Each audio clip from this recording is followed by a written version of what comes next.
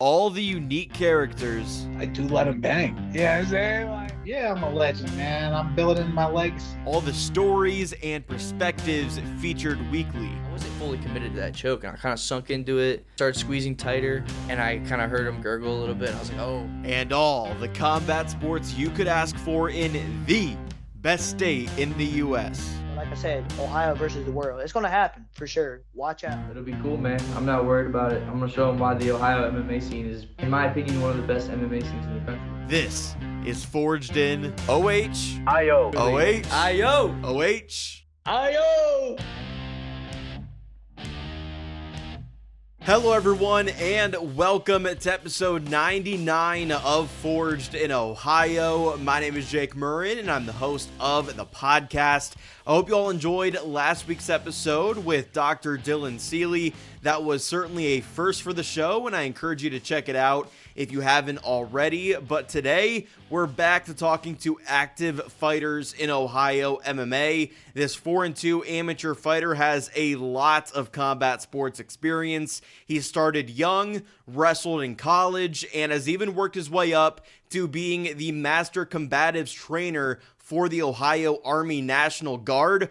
Oh yeah, he also has a big fight coming up for Made Men Promotions on November 9th. It's the one and only Jeremiah Slagle. Thanks for coming on the show, Jeremiah, and welcome to Forged in Ohio. Thank you for having me. Appreciate it. Yeah, of course. Thank you for spending the time here and joining me on the podcast. Let's start with your story. From what I know, it's a really good one. So I believe you started in combat sports in 8th grade. Is that true? And what got you into all of this?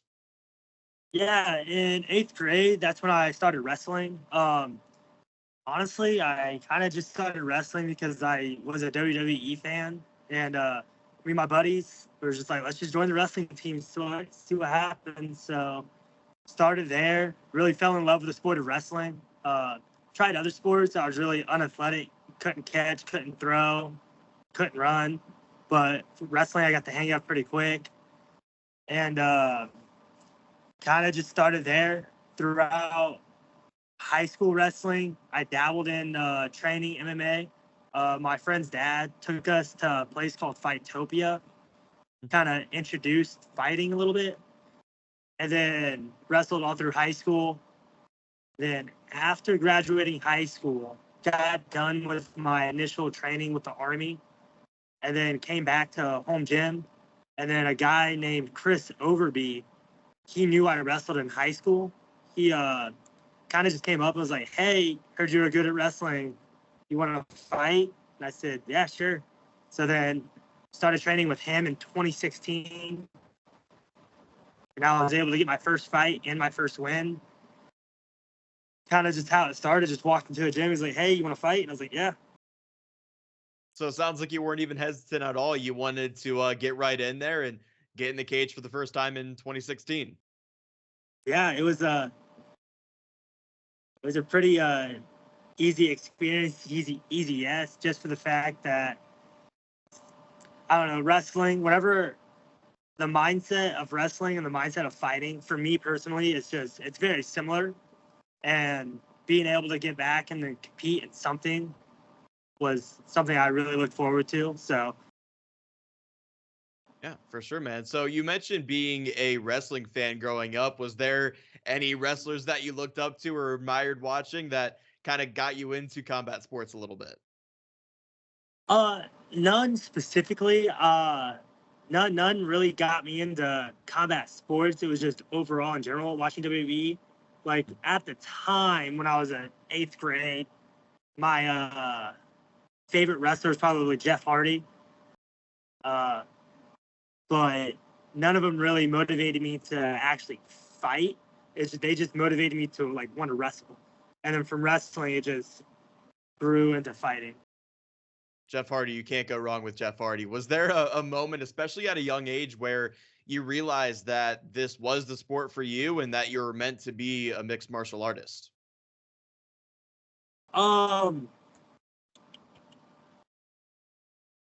It really, I have such a deep love and passion for just specifically the sport of wrestling Mm. So it's very two separate things from combat sports, fighting and wrestling. It's very separate for me personally, just because wrestling has a very special place in my heart because it got me out of a really bad place in life. And then everything that wrestling taught me, I was able to learn even more when I was able to translate from wrestling to fighting. And I just learned more from fighting from there on out. So it was just, I never really thought about fighting too much until Chris Overby was like, "Hey, you want to fight?" And I was like, "Yeah, sure, we'll give it a shot." But yeah, until I was asked that question, I never really had any aspirations of actually fighting. So I know you wrestled at Heidelberg University, where you were a 4-year letterman and were an all-region wrestler. What was that time like in your life, and how much did you enjoy the college wrestling scene?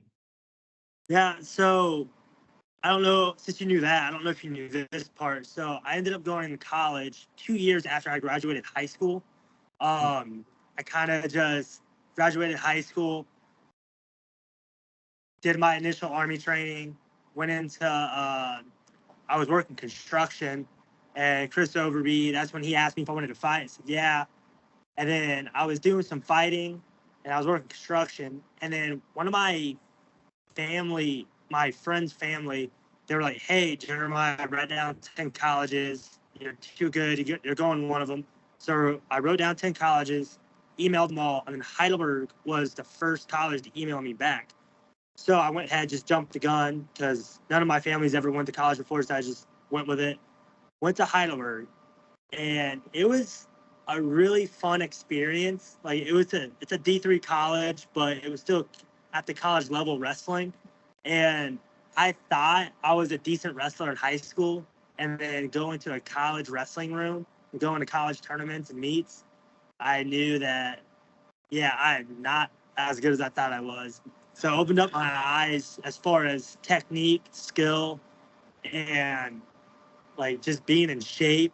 Like the strength levels from a college wrestler to high school, even if it is D3, it's just so much different.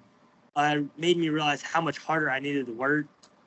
And my college experience, it was super fun. It was nice. It sucked that COVID kind of ruined my last year, but I wouldn't change a thing about it. Like, I absolutely loved every one of my teammates that I got to meet. They're lifelong friends that I'm still hanging out with, still talk to. They've came to some of my fights. Um, it really does just open your aspect on how much bigger the world is of fighting, wrestling, and just overall just like being in shape. Just there's so many different levels, and it's just crazy. I don't think I'd be nearly as good as I am today without college wrestling. Yeah, that's interesting, man. So overall, how has combat sports impacted you beyond just the physical benefits, more so things like discipline and the mentality that it takes to be a fighter? Oh, it's impacted my life pretty significantly. Um, Before I started wrestling in eighth grade, I was a delinquent child. I got into a lot of trouble, and then started wrestling. And when I won my first match, I was like, "Wow, this is amazing! I'd much rather do the right thing and get rewarded for it, rather than doing the wrong things and get punished." And then also being in the wrestling room around other successful people, I'm like, "Oh, I want to be successful too." So it kind of just led me down the right path of just being a better person overall. And then as far as just being disciplined, I love winning and I hate losing. So I just started doing everything that it took to win in wrestling. And then now as I go into fighting, it's the same thing. I'm around amazing people all the time, very successful people, and I want to be successful just like them. And I understand what they do to be successful. So I want to keep on doing the right thing, doing the small things, getting my workouts in, eating right, making the correct decisions out of the room, just make sure I can stay on the path that I want to. I'd be foolish not to ask about your experience with the Ohio Army National Guard. What encouraged you to go down the route of joining the military? All right. So, like I said before, Chris Overby asked me if I wanted to fight after I graduated high school, got done with my initial training. Like I said, I didn't have any aspiration to fight at that point in time. So my senior year of high school, that's when I really got good at wrestling. And originally, my mind, I was going to join the Marines active duty, but then I got good at wrestling. I was like, I really want to wrestle in college. So then I ended up joining the National Guard. So I got a letter in the mail saying, hey, National Guard, they pay 100% tuition in college. I was like, oh, okay, let's join the National Guard. So then I joined the National Guard going that route. Didn't go to college right after I got done with my initial training, but I got there nonetheless. So that's kind of what made me want to go the National Guard route, was just the fact that it was going to provide a way for me to go to college. And your current position, which I believe is being the Master Combatives Trainer for the Ohio Army National Guard, what did the road look like to getting to where you are now? So being a Master Combatives Trainer, it is a really proud thing that I've done. It is a prestigious name that I can hold. However, I'm not going to blow too much smoke up that alley. It's not as prestigious as it may sound. So Army Combatives, there's 3 levels. There's the basic combative course, and then the tactical combatives course, and the master trainer course. So in the basic combatives course, it's very basic jiu-jitsu, like white belt, very basic. And then tactical combatives, you learn a little bit more advanced jiu-jitsu, still not a blue belt level, still white belt for the most part.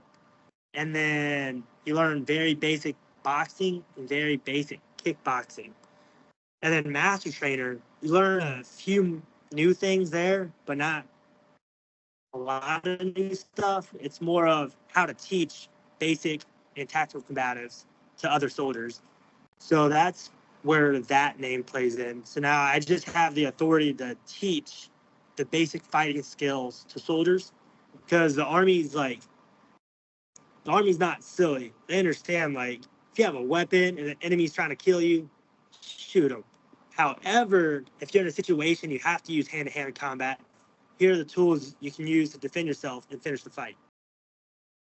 Yeah, I was going to ask about what the day-to-day looked like for the job and how involved you are, but it sounds like you take a lot of pride in that teaching aspect. How much do you enjoy being the Master Combatives Trainer that you are?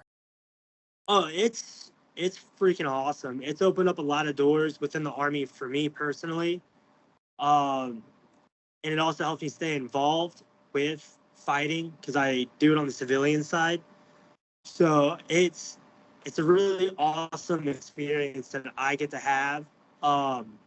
Also, we get to hold Army combative tournaments where the first day it's basically jiu-jitsu. The second day is pancration rules. Do you know what pancration is? I don't know. So pancration is open hand slaps to the face, punches to the body, kicks to the body and head. And then the third set of rules is advanced rules, which is basically amateur fight. Now, in the state of Ohio, the Ohio National Guard, we do hold a combatives tournament, but we only do standard rules and intermediate rules, which is basic jiu-jitsu and pancration.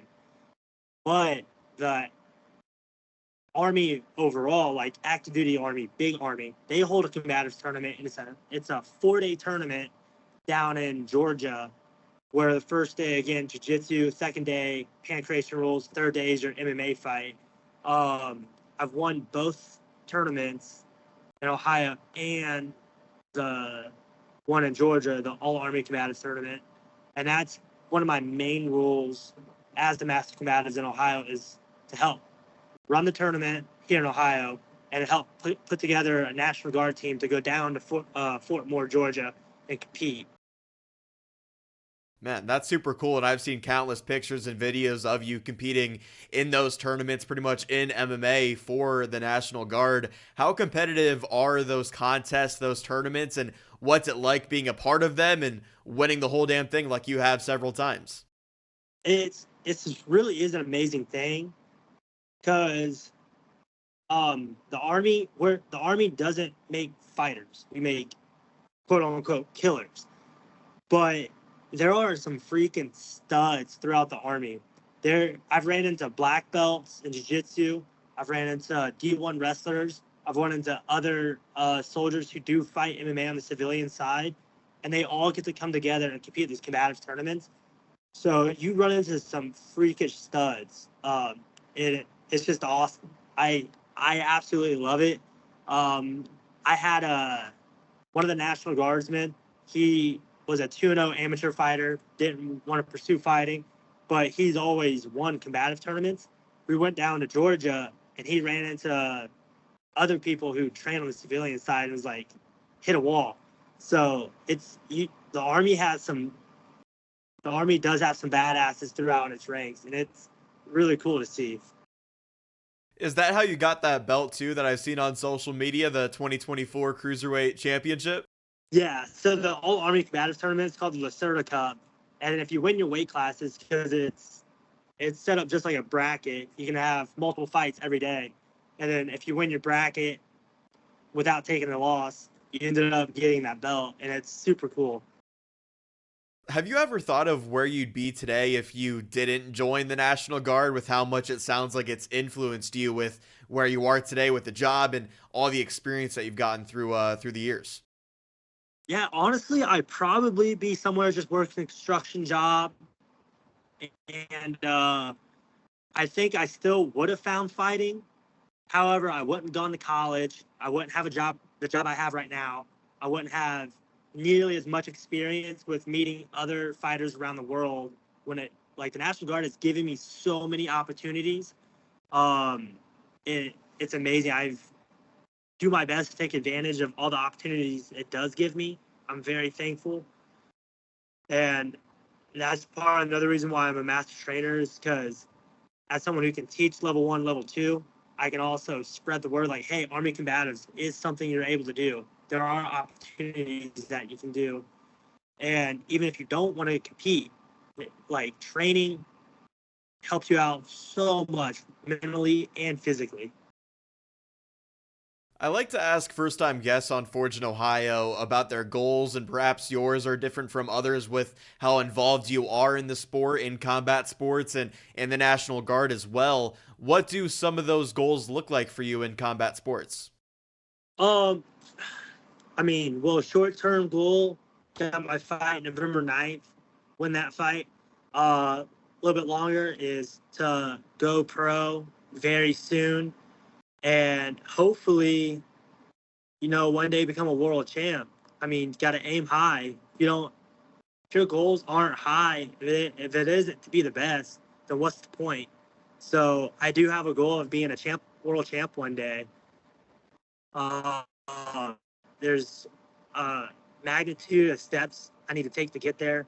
I still need to improve in so many areas I'm lacking. So yeah, it's just, I try to grow every day, try to get it a little bit better every single day. And I just keep working towards that one goal. Try to, throughout every day, there's little steps I can take, whether it's just eating right, getting a workout in, just learning new technique. There's just so many little things you do within the day. Because you can have as many goals as you want, but if you're not taking steps towards it, it's just a dream. Yeah, I love that. Talking with Jeremiah Slagle here on Forged in Ohio. Let's get into some of your MMA fights to this point before talking about that one coming up that you mentioned on November 9th. You started your career 3-0 with 2 knockout wins. What did that do for your confidence at the time when you were starting off and getting into this sport? So as far as my confidence goes, the actual wins doesn't really raise my confidence. I get my confidence among my peers, my coaches, and my training. and leading up to the fight, how much effort did I put into training before the fight. So, like I said earlier in this conversation, my mindset when it comes to wrestling and fighting, it's winning in a competition. The whole goal is to get my hand raised. So my mindset, my confidence from wrestling to fighting, it's very similar to me personally. It's just so similar. The goal is to get my hand raised after the end of the match or the end of the fight. So all my confidence comes into play for my peers, my coaches, and my training. That's where all my confidence comes from. It doesn't come from my wins or how I won, or I don't lose any confidence from a loss. All confidence is in my training. Have you always been that way, or maybe did it take some time to actually adapt that mindset that maybe other fighters don't have and they really depend on getting their hand raised in the cage? That's something I learned throughout wrestling in high school, because I used to not understand why some matches I wrestled well, some matches I didn't wrestle well. And then probably my junior year in high school, I caught on to, look good, feel good, wrestle good. And I felt good when I trained good. When throughout the wrestling week before a big tournament, if practice was going well, I performed better. And practice will perform good when I do everything else right. When it comes to eating right, make sure I put in the effort in, make sure I put the time in. So that's pretty much how it happened, is just from wrestling. So you start your career 3-0 with 2 knockouts, and then you run into Jahzzar Harold in 2019. Obviously, Jahzzar is an incredible story in Ohio MMA. What did you take away from that tough fight, especially since you went to the scorecards with the muscle hamster himself? So that fight, it opened up my eyes. I can't half-ass anything, because at the time in 2019, I was in college. And I hadn't been training, I've been wrestling. So even though I wrestled in college, wrestled throughout the high school, in my fights, I really don't wrestle. In 7 fights, I've taken 1 shot. And that 1 shot, I actually had a broken leg. But that fight with Jahzzar, it opened my eyes a ton. Before Jahzzar, I was winning off of being athletic and being in shape, not a lot of skill. And it opened my eyes, like, I need to grapple in my fights, and I need to take it way more serious. Because before that, I was like, oh, it's an amateur fight, it's not gonna be that tough. And then went in, and I think out of that 6 minutes, he probably had 5 minutes and 30 seconds of control time just being on top of me. So it opened up my eyes a ton. And I'm super, super thankful that right now I get to train a little bit with him. Yeah, that's the funny part, right? You're now teammates with Jahzzar at Grove City, right? And he's still teaching me. And he's so freaking good. Like, I've told other people, like, he beat me by decision in 2019. If we fought now, he'd probably finish me. He's so freaking good. It doesn't make any sense. Like, his skill level just freaking skyrocketed, and it's awesome to see. So how did that connection actually take place? You know, you lose to the guy and then you end up becoming affiliated with the gym and start training with him along the way. Yeah, so after college, I did 1 year of road work, and then I got a job in Akron. And I went to Strong Style. I didn't train with their team. I did not train with the team. I just went to their gym. And then with the opportunities in the National Guard, I moved down to Columbus, and I Googled nearest gyms near me. And Grove City was one that popped up. It was 15 minutes away from where I lived. So then I go there, and he walked in. I was like, oh, this might be awkward. But it wasn't. Like, that whole gym. So, like, other gyms, I get it. They're running a business. At Grove City, they're building a community. They're not running a business. And so I immediately felt very welcome. Because after only going there for like a month and a half, 3 of them drove 3 hours north to come watch me fight the one last year in August. And they barely knew me. all they knew was I was some random guy who fought Jahzzar once. But then 3 guys drove all 3 hours north to come be in my corner because I told them I had a fight coming up. They're like, oh, well, who's going to be in your corner? I said, oh, I'm just going to see if somebody will stand there. They're like, oh, well, we can come up. Who do you have wrapping your hands? I was like, I'm just going to ask somebody there. And they were like, oh, well, we'll come up. We'll take care of you. So they, like, being a part of that gym, it's very special to me. It's very endearing on how welcoming they were. So after the loss to Jahzzar, you took 4 years off from competing locally. I'm assuming that's because of what you've done in the National Guard, but why'd you take so much time away from the amateur career? So after the loss to Jahzzar, like I said, I couldn't half-ass anything, so I wanted to focus on my college wrestling. So after that loss, I wasn't going to fight during college anymore. And then COVID hit. So that's the years of the breakup. I had 2 more years of college left. And then COVID hit. That lasted for about 2 years. So that's where that discrepancy was. Yeah, and then you returned and lost a fight against Walker Snowden before your last win in August for Made Men Promotions.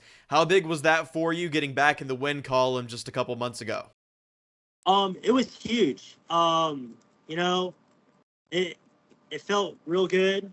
I felt some of my work pay off there, so it was really nice. And then, because it was hard, so after that 4-year break, I fought Walker Snowden, and during that fight, I broke my leg. And then I kept fighting, so that's why it's not a no contest, because I kept fighting after I snapped my leg. And then I got choked out, so then I had to take a whole year of just healing, because I snapped my tibia. I didn't break my fibia, but my tibia was completely snapped. So then I took a whole year healing. Probably came back to training a little bit too soon, but yeah. So and then my fight past August, it was really good. My favorite part about that fight, I want to say, was after the first round. I lost the first round because, like I said earlier, even though I wrestled in college, not the best wrestler, but I do have that collegiate background. Taken 1 shot in 7 fights. So off rip, the guy took me down in the first period, did a little bit of ground and pound. And then we went to our corners, and Jahzzar was there. He was in my corner. I looked at Jahzzar, and he was like, he hit soft. Jahzzar, like, made sure he made eye contact with me. He was like, Jeremiah, it doesn't matter if he hits soft. You're losing. And I looked down, I was like, yeah, you're right. So then we made the adjustments, and then from there on out, I started taking control of the fight. So yeah, that's awesome, man. You mentioned the injury you suffered against Walker Snowden. Was that a hard time for you, especially mentally, having to be sidelined for so long, in large part because of COVID? You return, I'm sure there's a lot of excitement for that fight, and then you get injured, and then you have to wait a whole nother year to get back in there, which was in last August when you got the win. Yeah, so the hardest part about it mentally was the fact that I am 28. Mother time waits for no one. So it's just, that's the hardest part, is me realizing I'm losing time. Like, that's the hardest part where it comes to, like, being in shape, keeping the skills that I've learned, training, all that stuff. I knew I can get back. I can get back all that stuff. I can make it up. But I cannot make up time. Once you lose time, you've lost it. So that was the only hard part, was just the fact that I did lose a year. Did you put a lot of pressure on yourself before that fight in August to make sure that you didn't suffer a 3rd straight loss and, you know, you come back healthy and get that green stripe on the Tapology page? Oh, no. I didn't feel too much pressure or stress because, like I said, I get a lot of confidence in my training partners and my coaches and how hard I train. And training at Grove City, like, I'm gaining all the bit of confidence that I need because I believe in my training partners. I believe in my coaches. I believe in the things we're doing. So I wasn't too much pressure on me to win just because I believe in myself. I believe in my training. Once again, this is Jeremiah Slagle with us on Forged in Ohio. So you just fought in August, yet you're right back to it on November 9th in West Virginia for Made Men Promotions. were you looking for this opportunity to stay active and get right back in there like you are? Yeah, absolutely. The Like I said, short-term goal, get this fight in November, win, and then very shortly after that, the goal is to go pro. So just one step at a time, one goal at a time. But yeah, I'm trying to stay as active as possible. I might feel a little hurt, sore after that fight in August, but no injuries. I know the difference between hurt and injuries. So as long as I don't have any injuries, you're going to keep seeing quick turnarounds for me. I love it. Yeah, I was going to ask if you feel like this is almost like a title eliminator type of fight with the winner advancing to a future amateur title shot. Is that something of interest to you, or are you trying to pick up this win and then maybe turn pro for the next one? That's something that I'll just have to discuss with my coaches, just because they're coaching Josiah and Jaden. So both of them are on amazing routes right now. So I have full faith in the coaches at Grove City just lead me in the right direction. So it's going to mostly be up to them. They'll ask me what I want, but I'm mainly just going to take their advice. Yeah, and that's the way to go, man. What do you think of your opponent for November 9th, Connor Cleveland? I just know that he's undefeated. From hearsay, somebody said he's a jiu-jitsu guy. From more hearsay, people say he likes to brawl. But I mean, like I said, I believe in my training, believe in what we're doing at Grove City. So I have a lot of confidence. So during the fight, I'm going to just go out and fight. In between rounds, if I have to make adjustments, I'll make adjustments. But I don't really have any opinions too much. I just going to take it as serious as possible, understand that he's a tough opponent. But other than that, that's about it. Yeah, I've talked to a lot of fighters on Forge in Ohio, and it sounds like you are more on the side of you're more focused on yourself going into a fight than what your opponent does well, per se. Is that accurate with how focused you are on your training, what you're doing with your team to make sure that you're as well prepared as you can be for this November 9th fight? Yeah, especially, yeah. Like I said, I just believe in my training, believe in my coaches. I doubt my coaches are going to have me work on stuff or do stuff that doesn't pertain to this fight, and it isn't going to work. So I just full trust in my training. That's all it is. Your last fight was also for Made Men Promotions in West Virginia. Do you like having to travel and fight a little down south? I mean, as an amateur weighing the day of fights, it kind of sucks, but just getting the opportunity to compete in MMA, that's above everything else. So I don't mind the travel. If I didn't have to, cool. But if I do, it's like, it is what it is. So I'm indifferent about it, I guess. Yeah. Do you like the hometown crowd? I know you fought Walker Snowden in Ohio, but do you enjoy fighting locally and potentially having a lot of people show up and support too?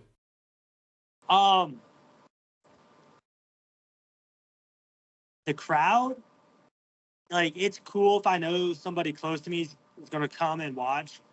But for the most part, I'm just focused on the fight. It was really cool. If you watch any of the video from my last fight, you could hear my opponent's coaches. You can't hear Josiah at all. You cannot hear Josiah at all. But you can hear the other guy's coaches the entire time. But during the fight, all I heard was Josiah's voice. So coaching me through. So when it comes to hearing the crowd, I'm indifferent to it. Cool. If not, oh well. But I'm just focused on the fight. I live in the moment. I don't need the crowd to hype me up. I don't care if the crowd's, I don't, that stuff doesn't get to me. If that makes sense. Yeah, have you gotten that based on just the experience that you have? I'm sure back in 2016 when you made your amateur debut, that might not have been the case, but now here in 2024, about to make your 7th walk to the cage, is it just the experience that has allowed you to tune out the crowd and really be able to dial in on Josiah's voice? I think that comes from wrestling, honestly, because like I said, my mindset of wrestling and fighting is very similar. Growing up wrestling a bunch in high school and then in college, I never really had too many people show up to watch me wrestle. So it was mainly from wrestling that I just dial in on the match, not worrying about what other people are doing. And then I talked to Jahzzar and Coach Davis about me just hearing Josiah's voice. And I guess that's something they like do on purpose, like on practice. They try in practice, they talk to us the same way that they would coach us during the fight. So that's kind of why I was able to hear his voice so clearly. It's because the way we talk in practice, so that way it'll translate over during the fight. Is there anything for you that you're trying to show or prove when you step into the cage in a few weeks' time on November 9th? Yeah, everything. I mean, last fight I came out soft. I should have engaged in a little bit of grappling. Could have kept my hands up a little bit better. Could have thrown more combinations. Yeah, so it's just there's so many things I could have done better in that fight, and I plan on reflecting that in my next coming fight. Last one for you, man. What happens on November 9th? How do you get the job done against Connor Cleveland? Hopefully the goal, honestly, the goal is just to go out there and compete. I've always been someone who, like, during the fight, I'll make the little adjustments in the middle of the round, go back. If we make it out of the first round, we'll go back to the corner. I'll hear what my coaches have to say. I'll do my best to listen to what they do, tell me to do, and I'll just, that's the goal. Yeah, I'm stoked to see you back in there, man. We don't have to wait a year to see Jeremiah Slagle back in the cage. Before we wrap up, anything you want to shout out here at the back end of the show? I'll give you the floor here. Just shout out to Grove City Brazilian Jiu-Jitsu for giving me a home, give me a place to train, and being there for me. They've driven almost a total of 12 hours up to Akron and then down to West Virginia and back. Adds up to about 12 hours, and they've showed up for me both times, so shout out to them. There you have it. Thanks again, Jeremiah, for coming on the show. I really appreciate the time ahead of your next fight. And one last thing before I let you go, I like to do the OHIO chant with all fighters that join the show. So if you could help me out here, OHIO. Thanks, Jeremiah. Best of luck on November 9th. I can't wait to watch the fight, and we'll talk again soon.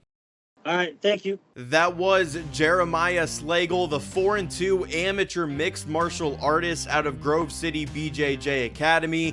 It was great to see Jeremiah get back in the win column in his last fight, and now the undefeated Connor Cleveland shows up in his bracket next. That's going to be one hell of a fight, and I'm thankful to feature one half of that welterweight showdown here on the show. And that's going to do it for episode 99 of Forged in Ohio. And you know what that means. Episode 100 is coming up next week. I can't wait for all of you to see what I have planned, and I've been working my ass off toward this. I'm of course incredibly grateful for everyone's support across 100 episodes of Forged in Ohio, and next week also marks the 2-year anniversary of the podcast as well. I feel like I've already said too much, so until next week, which is one you won't want to miss, I thank you all for watching or tuning in. I've been your host, Jake Murren, and this was Forged in Ohio.